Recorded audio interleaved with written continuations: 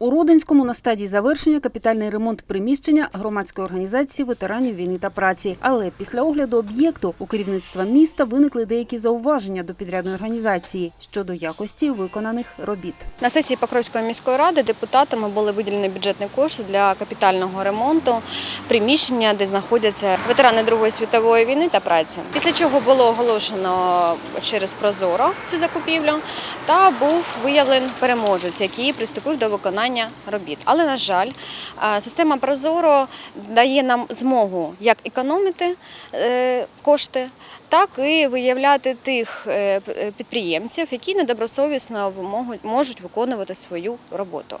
Ми в цьому впевнились, коли після того, як, зі слов підприємця, були виконані роботи в приміщенні, ми завітали туди з візитом та побачили, що ремонт неякісний.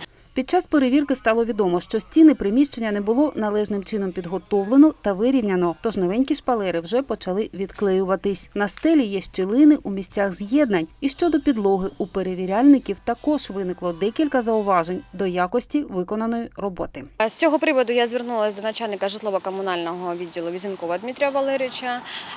Він також приїхав на інспектування цієї дільниці та запросив підприємців, які виконували ці роботи, та було прийнято рішення, що це бюджетні кошти і роботи повинні виконуватися дуже ретельно, для того, щоб цей ремонт нам ще довго прослужив. На зараз проводиться переробка тих робіт та усунення зауважень, котрі були визначені у ході робочої комісії разом зі старостою міста Родинська Катериною Сергіївною Андрійченко.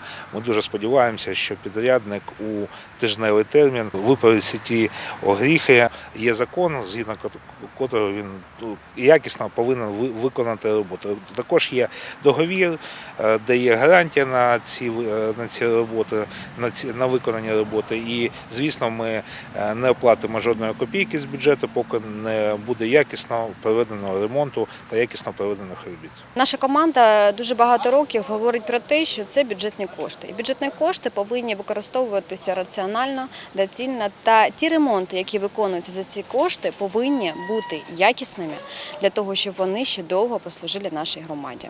Знімальна група телебачення «Капрі» з Родинського спеціально для «Капрі Ньюс».